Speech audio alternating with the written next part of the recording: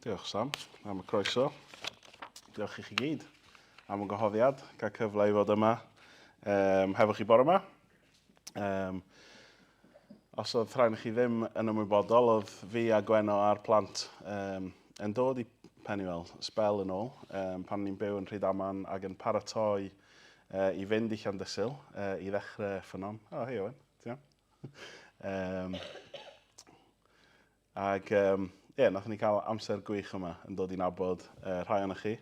Ac wrth i fi jyst gweddio a paratoi ar gyfer bore yma, jyst dau peth yn sefyll allan i fi wrth feddwl am y cyfnod sydd wedi mynd heibio.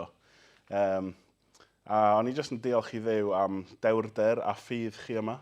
O'n i'n meddwl yn benodol am y ffordd nath chi symud o'r adeilad a dod i'r lle yma, i'r safle yma, ar gyfer tymor newydd a gwaith newydd oedd Duw yn galw chi iddo fo.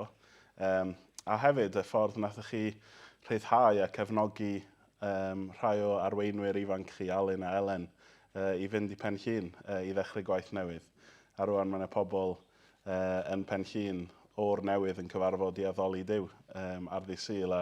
O'n i jyst yn adlewyrchu ar dewrder a ffydd chi fel eglwys a jyst eisiau diolch i chi o waelod calon am trystio Duw bod yn ffyddlon i arweiniad Duw yn y pethau yna. So, mae wir yn hyfryd cael rhannu a cario ymlaen yn y gyfres yma.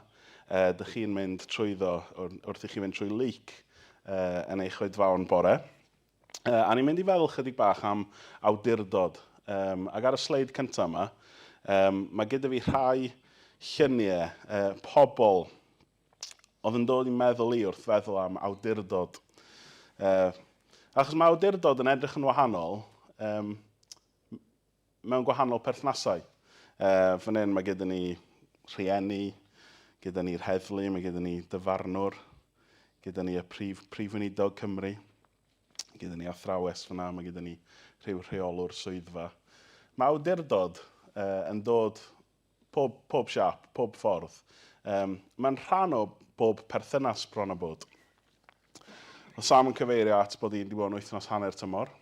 Ac mae'r plant gyda ni rwan ddigon hen i fynd ar wersyll yn Coleg y Bala yn ystod hanner tymor. So oedd fi a Gweno wrth ein bodd cael cwpl o ddiwrnodau lle o'n i'n anfon y plant i Coleg y Bala ac o'n i'n cael cwpl o ddiwrnodau gyda ffrindiau nôl yn y gogledd tra oedden nhw'n mwynhau gyda'i ffrindiau. Ac un peth wnaethon ni yn Blaenau Ffestiniog oedd mynd i weld cwpl o ffrindiau yn chwarae rygbi. Ac oedd hwnna'n brofiad difyr a diddorol. Blaenau Ffestiniog yn erbyn Dolgellau ar nos Iau gwlyb. Oedd y gêm yn warthus. Oedd o ddim yn advert da iawn i rygbi Gogledd Cymru, mae rhaid i fi fod yn onest. Ond oedd y drama yn y gêm, werth i weld, oedd o'n well na pobl y cwm.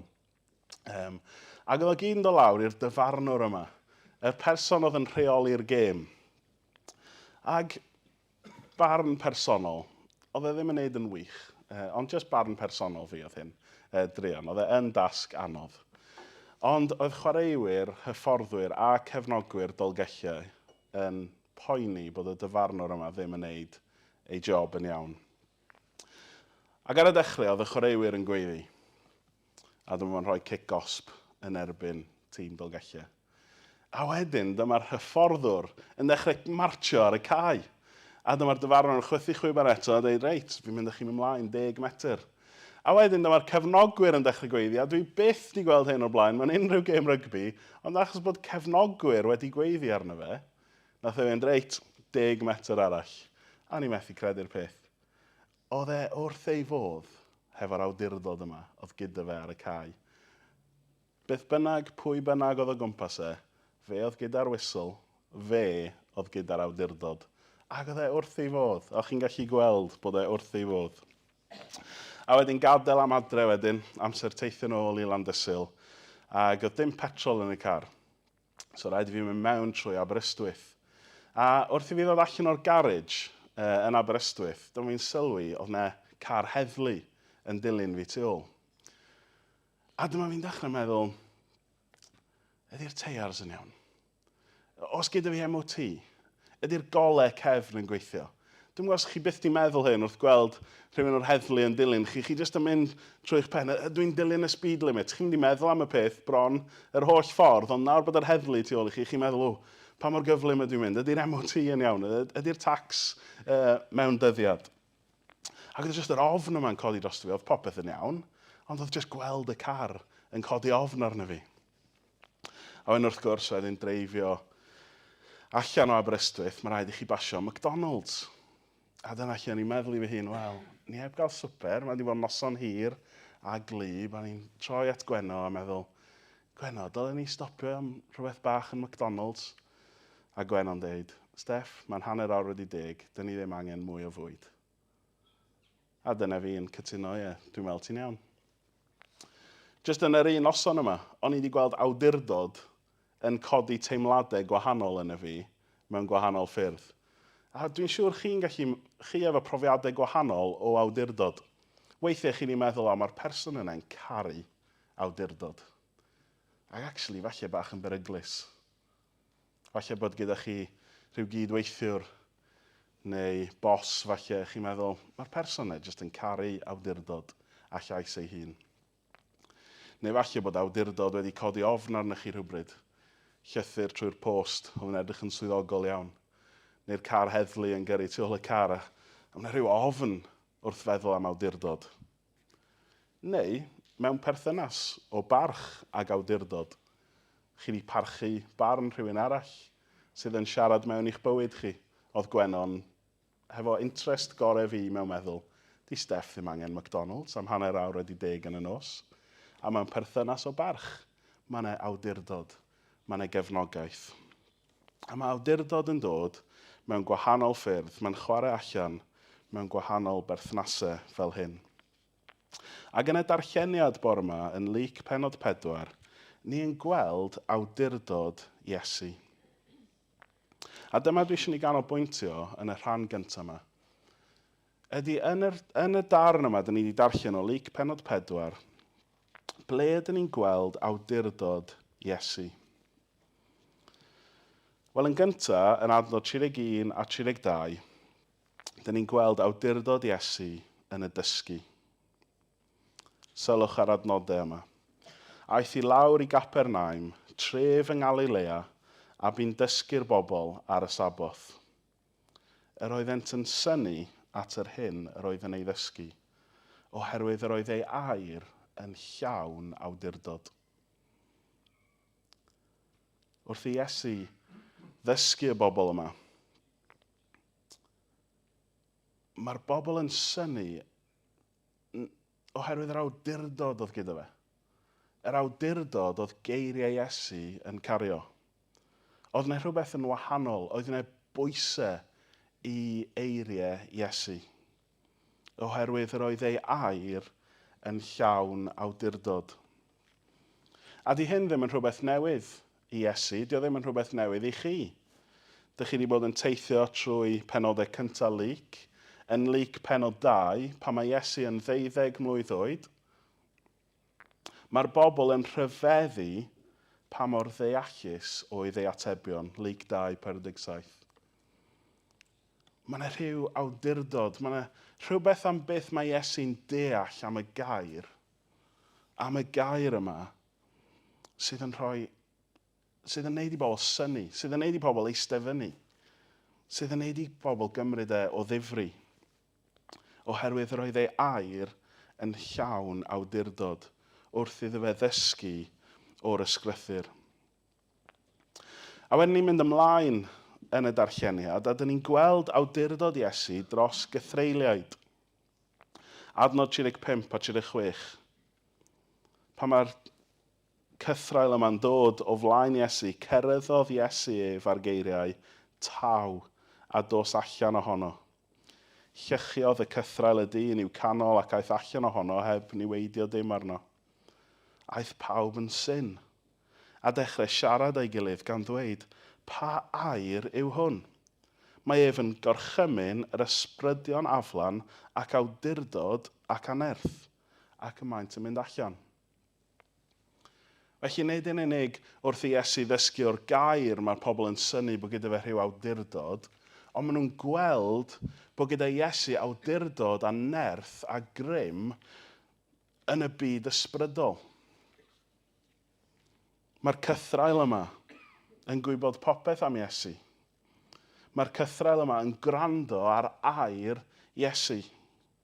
Nid yn unig wrth ddysgu yr ysgrythur, ond wrth fwrw allan y cythrael yma, mae'r pobl yn rhyfeddu. Mae ef yn gorchymyn yr ysbrydion aflan ac awdurdod ac anerth. A maen nhw'n gwrando. Maen nhw'n mynd allan. Mae awdurdod Iesu yn y dysgu. Mae awdurdod Iesu yn bwrw allan cythreiliaid. Ond mae leic yn mynd ymlaen. Mae gyda Iesu awdurdod dros afiechyd. Pan mae'n mynd mewn i'r cartre, a mae mam yng nghyfraith Seimon yno, gyda'r twymyn. Safodd ef uwch ei phen, a chyryddu'r dwymyn. A gadawodd y dwymyn hi. Ac ar unwaith, cododd a dechrau gweini arnynt. Ac ar fachlyd hael, pawb oedd â chleifion yn dioddef dan amrywiol afiechydon, deithant y hwy ato, gosododd yn te ddwylo ar bob un ohonynt a'i achau. Mae'r llinellau yma, dyn ni'n darllen yn y Beibl, dyn ni'n darllen nhw mor gyflym, ond mae gyda Iesu awdurdod dros bob afiechyd. Safodd ef uwch ei phen a cyryddu'r dwymyn. Mae'n dweud, cer. Yn yr un modd a nath e ddweud wrth y cythrael, cer, a mae'n mynd, mae'n dweud wrth y twymyn yma, cer. A mae'r afiechyd yma yn gadael. Mae gyda Iesu awdurdod dros afiechyd. A mae pobl yn clywed. A mae pobl yn synnu. A maen nhw'n dod â pawb sy'n sal allan at Iesu, a mae'n iachau pob un ohonyn nhw. Mae gyda Iesu awdurdod wrth ddysgu o'r ysgrythur. Mae gyda fo awdurdod drost y bodau ysbrydol yma. Mae gyda fo awdurdod dros afiechyd. Yn yr adnodau byr yma, ni'n dod i weld pwy yw Iesu. Ni'n dod i sylweddoli yr awdurdod sydd gyda Iesu. Ni'n dod i weld awdurdod gair Iesu. Ond cyn mynd ymhellach, o'n i'n teimlo bod yn bwysig bod ni'n gofyn y cwestiwn i ni'n hunain bore yma. Oes gan Iesu yr awdurdod yma yn ein bywydau ni?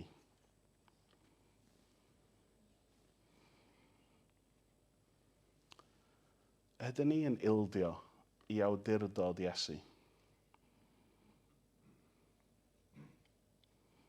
Oes gan Iesu yr awdurdod yma yn eich bywyd chi? Yn Ioan, mae Iesu'n cael ei ddisgrifio fel y gair yn y bennod gyntaf. A'r gair yn dod yn gnawd. Y gair trwyddo creuwyd popeth. Y gair tragwyddol. Y gair yma nawr yn dod yn berson, a dyn ni'n gweld yn geiriau Iesu, mae yna awdurdod, mae yna rym. A byddwch chi'n gweld hyn wrth i chi fynd trwy Luc pennod 8. Falle chi'n gweld cysgod o'r hanesion yma. Byddwch chi'n gweld y cysgodion yma wrth i chi barhau trwy'r bennod. Dwi ddim eisiau mynd â pregaeth unrhyw un arall, ond byddwch chi'n dod i Luc pennod 8 a byddwch chi'n clywed Iesu yn deud wrth y ferch fach oedd wedi marw, Talitha cwm, blodyn bach deffra, ag ar unwaith mae'n codi. Yn union fel nath e fan hyn, yn cartre Seimon. Byddwch chi'n gweld Iesu a'i ddisgyblion ar storm, yng nghanol y llyn, yn y storm yma, a Iesu'n cyrreddu y gwynt taw, bydd dawel, ag ar unwaith, mae'r storm yn tawelu. Yn union fel nath e ddweud wrth y cythrael yma, bydd dawel. Dos. Mae'r gair wedi dod yn gnawd, y gair trwyddo crewyd popeth, y gair tragwyddol oedd gyda Duw ar y dechrau.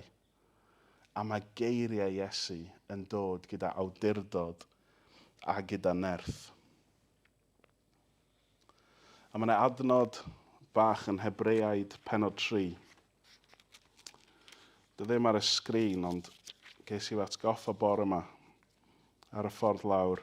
Hebreaid 3, adnod 15. Wrth i ni feddwl am y cwestiwn yma, oes gan Iesu yr awdurdod yma yn eich bywyd chi? Os mae Iesu'n dweud, ydyn ni'n gwneud? Os mae Iesu'n gorchymyn rhywbeth yn ein bywyd ni, ydyn ni'n gwrando? Ydyn ni'n cymryd wrth ei air?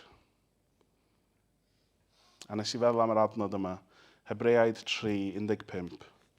Os clywch chi lais Duw heddiw, peidiwch bod yn ystyfnig. Os clywch chi lais Duw heddiw, peidiwch bod yn ystyfnig.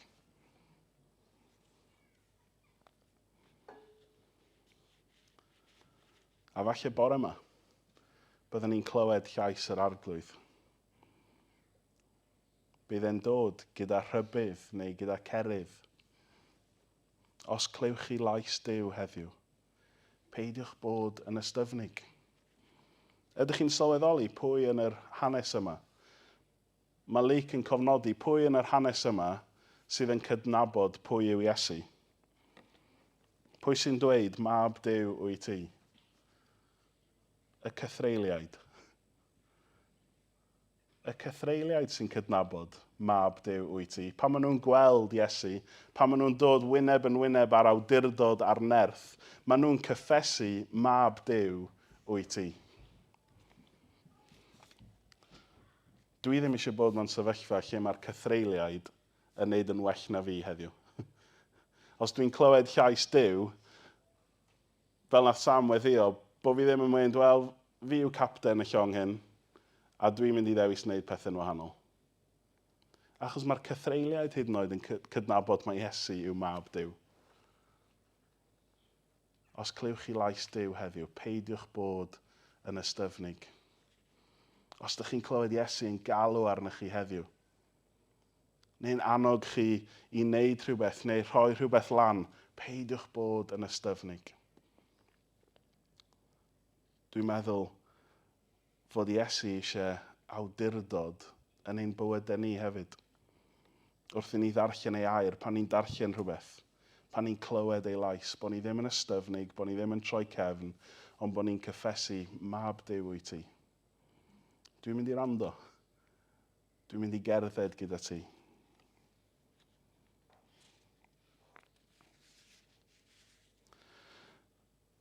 A wedyn mae gyda ni y clo yma i'r benod. Yr adnodau ola yma yn Luc 4, adnod 42 a 43.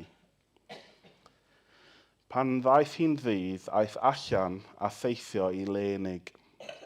Yr oedd y tyrfaoedd yn chwilio amdano, a deithant hyd ato a cheisio rhwystro rhag mynd ymaith oddi wrthynt. Ond dwedodd wrthynt, y mae'n rhaid i mi gyhoeddi'r newydd da am deyrnas Dduw i'r trefi eraill yn ogystal. Oherwydd i hynny y manfonwyd i. A nath o'n daro fi. Sut byddech chi'n ateb y cwestiwn pam bod Iesu wedi dod i'r byd? Meddylwch am y peth am eiliad. Os bydde rhywun yn gofyn i chi ar y stryd, pam bod Iesu wedi dod i'r byd? Dwi bron yn sicr fod pob un ohonyn ni wedi meddwl i'n achub ni, i farw yn ein lle ni, i ddod nôl yn fyw, ac i gyflwyno ni fel plant perffaith pur a difau o flaen Duw ein tad, i adfer ein perthynas ni gyda Duw am byth bythoedd. A dwi ddim yn meddwl byddai unrhyw un yn anghywir i feddwl hynna. Ond wedyn pan nes I ddarllen y llinell yma, nath o daro fi. Achos oedd gyda Iesu bethau eraill oedd e'n meddwl oedd yn bwysig I wneud. Oedd gyda fe waith, wrth gwrs, ac oedd e'n gwybod fod e wedi dod I achub pechaduriaid, ac I alw pobl i'w ddilyn e, ac I adfer y berthynas yma gyda Duw. Oedd e'n gwybod bod rhaid I fe droi ei wyneb tuag at y groes. Oedd Iesu'n gwybod bod e wedi dod fel oen Duw I farw yn ein lle ni. Ond eto, oedd e'n cydnabod, fel ni'n gweld yn yr adnodau yma, oedd gyda fe waith I wneud hefyd. Oherwydd I hynny y manfonwyd I. Oedd Iesu I weld yn dweud wrth y dyrfa yma, oedd wedi casglu, mae rhaid I fi fynd, achos mae rhaid I fi bregethu. Mae'n rhaid I fi gyhoeddi y newyddion da am deyrnas Duw i'r trefi eraill. Dwi ddim yn mynd I ddeud bod unrhyw un yn anghywir yn eich ateb pan bod Iesu wedi dod, os ydyn ni'n mynd at y groes ag at achubiaeth, achos dwi'n meddwl dyna pam mae Iesu wedi dod. Ond pan oedd e'n cerdded y ddaear, oedd e'n cydnabod ac oedd e'n dweud fan hyn, mae gyda fi neges I gyhoeddi. Mae gyda fi waith I wneud, mae gyda fi drefi a pentrefi I fynd iddyn nhw. Mae Mathew yn cofnodi hyn fel hyn, yn penod 9, adnod 35. Yr oedd Iesu'n mynd o amgylch yr holl drefi a'r pentrefi, dan ddysgu yn ei synagogau hwy, a pregethu'r efengil y deyrnas, a iachau pob afiechyd a phob llesgedd. Dyma, dyn ni wedi gweld yn Luc 4. Iesu yn teithio'r trefi a'r pentrefi, yn dysgu, yn cyhoeddi'r newyddion da am deyrnas Duw, ac yn iachau pob afiechyd a phob llesgedd. Oedd Iesu yn dweud, dyma fy ngwaith I. Mae gyda fi waith I wneud, mae gyda fi trefi a pentrefi I ymweld â nhw, mae gyda fi bobl I cyfarfod. Dwi eisiau dysgu'r bobl. Dwi eisiau cyhoeddi y newyddion da am deyrnas Duw. Dwi wedi dod I achau. Ac yn ddiddorol iawn, yr adnodau sy'n dod wedyn yn Mathew 9 yw'r rhain. A phan welodd ef y tyrfaoedd, tosturiodd wrthynt, am ei bod yn flinderus a diamadferth fel defaid heb fugail.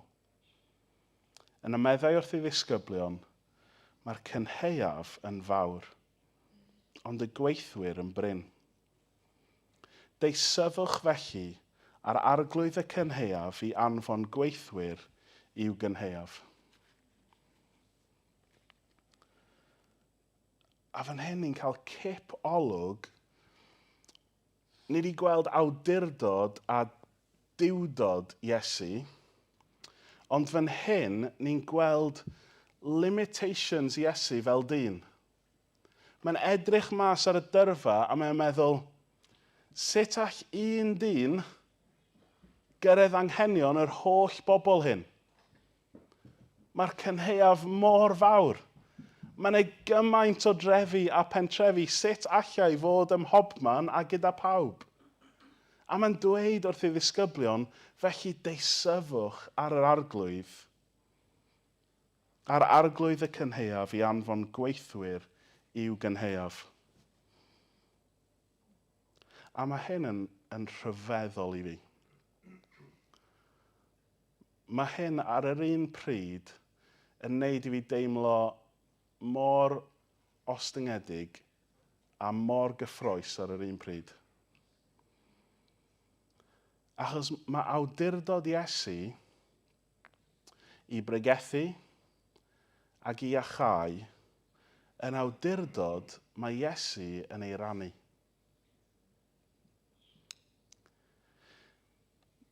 Nes I chwarae lot o rygbi yn tyfu lan, a nes I neud lot o cwmpo mas gyda sawl reff. Mae rhaid I fi fod yn onest efo chi. Nes I gwestiynu sawl penderfyniad. Ambell waith dwi'n siŵr es i'n grac gyda ambell I ddyfarnwr. Ond ydych chi'n gwybod be nath byth digwydd? Nath dim un dyfarnwr byth troi at fi a mynd, ti'n gwybod be, Steff? Ti'n iawn? Be am I ti gymryd y chwiban? Achos yn amlwg, ti'n gwybod yn well na fi. Yn amlwg, ti ddyle fod yn dyfarnu y gêm yma. Pwy ydw I fod yn sefyll fan hyn? Nath yna byth digwydd. Ar y cae, y dyfarnwr oedd gyda'r awdurdod. Y cae a'r chwaraewyr oedd ei deyrnas. Ac oedd e ddim yn mynd i roi'r awdurdod na lan i unrhyw chwaraewr, i unrhyw hyfforddwr, na unrhyw un o'r stands oedd yn meddwl bod nhw'n gwybod yn well. Felly meddyliwch am hyn. Yr awdurdod oedd Iesu yn ei gario i bregethu, i fwrw allan cythreiliaid, i iachau. Mae Iesu yn dweud wrth ei ddisgyblion, rhoddwyd i mi bob awdurdod yn y nef ac ar y ddaear. Ewch gan hynny a gnewch ddisgyblion o'r holl genhedloedd, gan ei bedyddio hwy yn enw'r Tad a'r Mab a'r Ysbryd Glân, a dysgu iddynt gadw'r holl orchmynion a roddais i chwi, ac yn nawr rwy fi gyda chwi yn wastad hyd ddiwedd amser.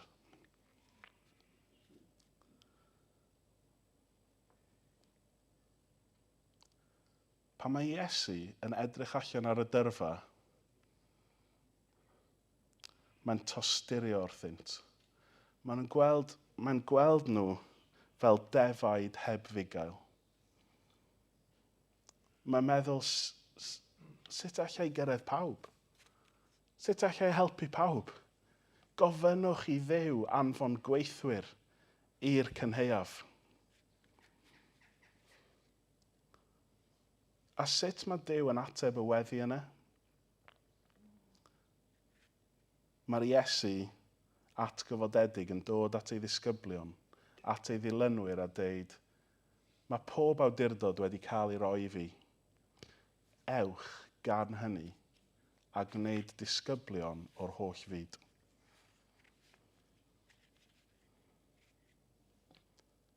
Mae'n rhannu'r awdurdod yna gyda ni.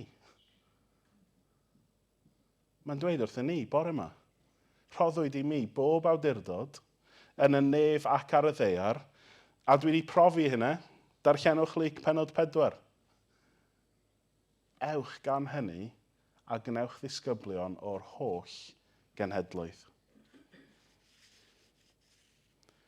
Nes I clywed rhywun yn rhannu yn ddiddorol os oedd yr ystadegyn o holl eglwysi y Deyrnas Unedig. Yn deud, os byddai Iesu isio mynd i bob un capel neu eglwys ar draws y Deyrnas Unedig, os byddai'n mynd i un pob dydd Sul, byddai'n cymryd dros 500 o flynyddoedd iddo fe i fynd o gwmpas pob un. Os byddai Iesu isio mynd i pob pentre a tref yn y Deyrnas Unedig neu yng Nghymru, byddai'n cymryd lot mwy. Ond dim dyna oedd cynllun Duw. Mae'r awdurdod oedd gyda Iesu, mae'n rhannu'r awdurdod yna gyda'i ddisgyblion, gyda'i eglwys, gyda ni. A mae'n deud, ewch mas yn yr awdurdod yma dwi'n ei roi i chi a gwneud disgyblion o'r holl fyd. Achos dych chi'n byw yn y trefi a'r pentrefi yma. Dych chi'n gymdogion i'r pobl yma sydd ddim yn adnabod fi. Dych chi'n cyfarfod y bobl yma sydd mewn poen, sydd yn ddiamadferth, sydd fel defaid heb fugail, dych chi'n gweld nhw pob dydd. Ewch mas yn fy awdurdod I a gnewch ddisgyblion o'r holl genhedloedd. Dyma sut mae Ioan yn cofnodi hyn. Meddai Iesu wrthynt eilwaith tangnefedd I chi. Fel mae'r Tad wedi fy anfon I, rwy fi hefyd yn eich anfon chi. Chi'n gweld hyn? Mae'n rhannu y gwaith gyda ni. Mae'n pasio'r baton ymlaen i'w ddisgyblion, i'w eglwys. Yn yr un ffordd y mae'r Tad wedi fy anfon I bregethu, i gyhoeddi y newyddion da ac i iachau, dwi nawr yn eich anfon chi. Ac wedi deud hyn, anadlodd arnynt a dweud, derbyniwch yr ysbryd glân.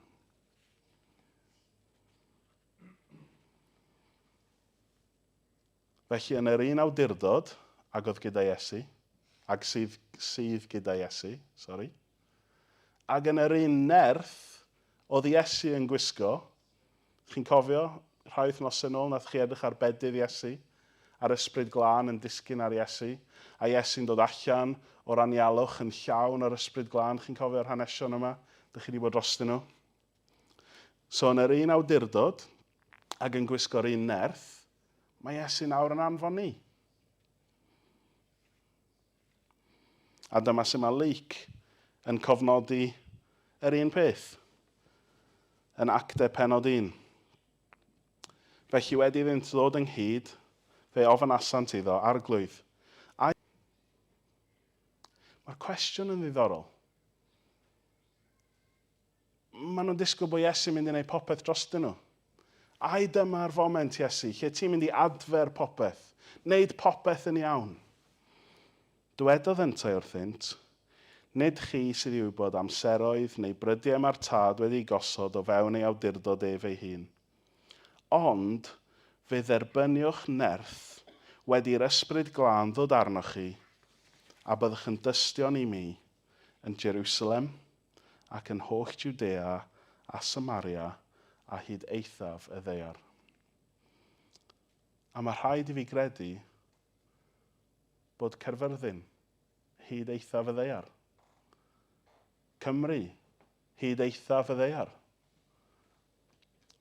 Nid yn unig ydyn ni wedi gweld awdurdod gair Iesu ar waith yn Luc Pennod 4,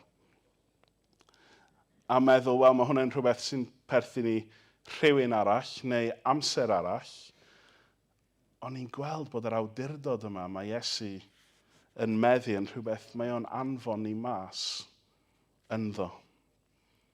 Wedi gwisgo a nerth yr ysbryd glân. I fod yn dystion yn Jerusalem, yn holl Judea a Samaria, a hyd eithaf y ddaear. Wrth i fi ddarllen hyn, a meddwl am hyn, nath o'n nghyffroi hi, a wneud i fi deimlo mor ostyngedig. Cyffroi fi bod Duw yn dewis ni, ei bobl, ei eglwys, i fynd mas a cario'r mlaen y gwaith yma oedd Iesu yn ei wneud, yn dysgu yr ysgrythur, yn cyhoeddi y newyddion da ac yn iachau pob afiechyd. Bod yr awdurdod yma yn cael ei rannu â ni. Bod y nerth yma, nerth yr ysbryd glân, yn cael ei roi i ni. Ac oedd Iesu hyd yn oed yn cydnabod, dydy hyn ddim yn waith i un dyn, neu un menyw. Dyma'n gwaith ni gyd. Dyma'n cyfrifoldeb a'n braint ni gyd. I fynd i'r holl fyd a gwneud disgyblion. Felly gai herio chi wythnos yma. Gyda pwy ydych chi'n mynd i agor y Beibl? A helpu nhw weld pwy ydy Duw.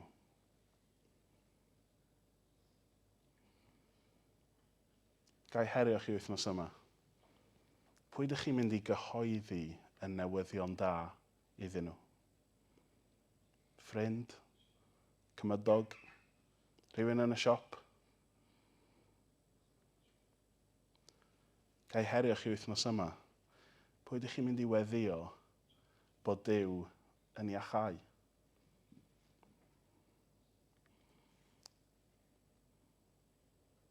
Achos dwi'n credu be mae Iesu'n dweud yn ei air. Fel y mae'r tad wedi fanfon ni, yr wyf fi hefyd yn eich anfon chi. ac wedi dweud hynny, anadlodd arnyn nhw, a dweud derbyniwch yr ysbryd glân.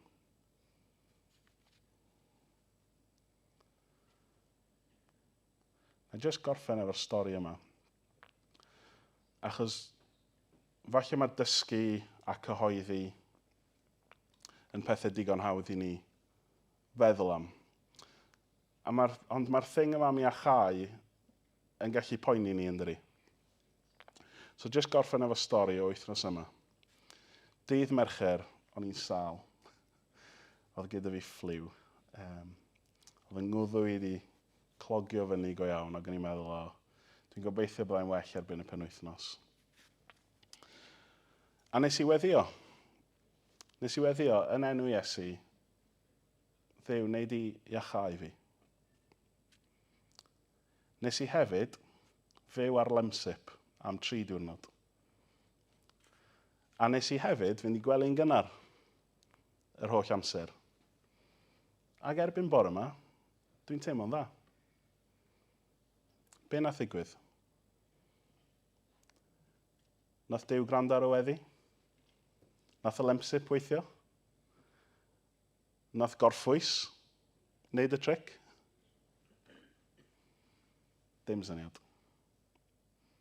Dim syniad. Ond nes i ddiolch i Dduw bore yma, bod fi'n gallu dod i Peniwel, achos bod fi'n well, i rannu gyda chi be oedd Duw wedi rhoi ar yng nghalon ni. Felly ewch mas yn awdurdod Iesu, yn llawn o'r ysbryd glân, a gweddiwch dros yr rhai sy'n sal. A pwy a wyr, falle bydd Duw yn ateb y weddi na yn y fan a'r lle.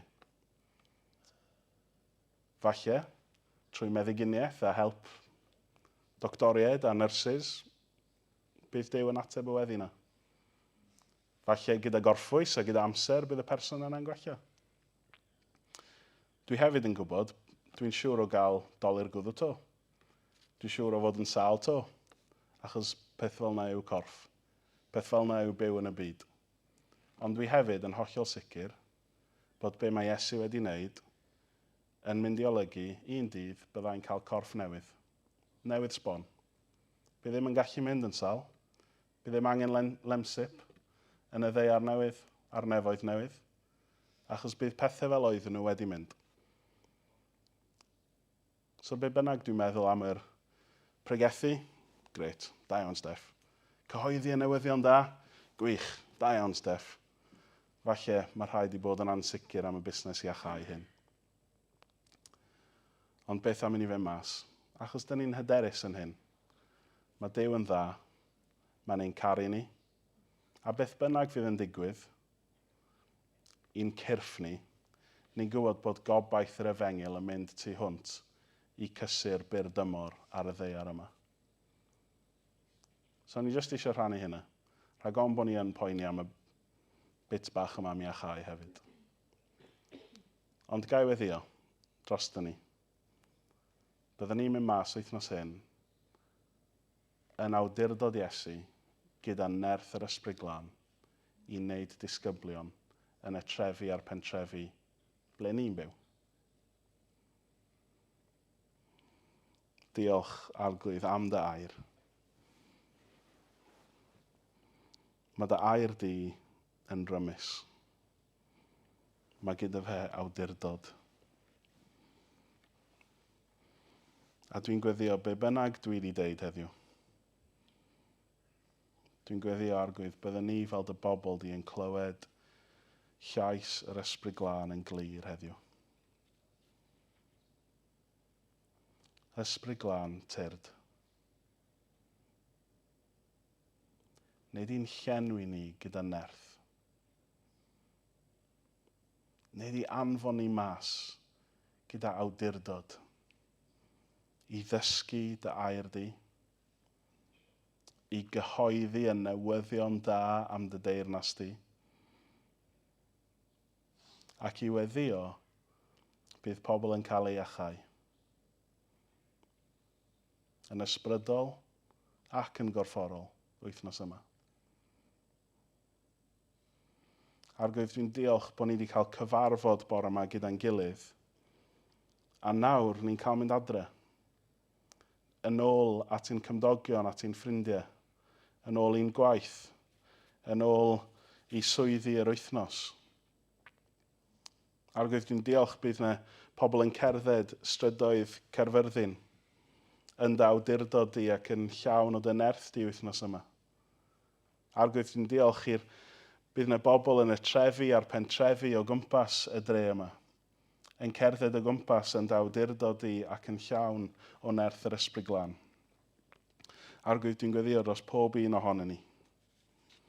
Byddwn ni wythnos yma mynd mas yn awdurdod Iesu gyda nerth yr ysbryd glân i wneud disgyblion o'r holl fyd.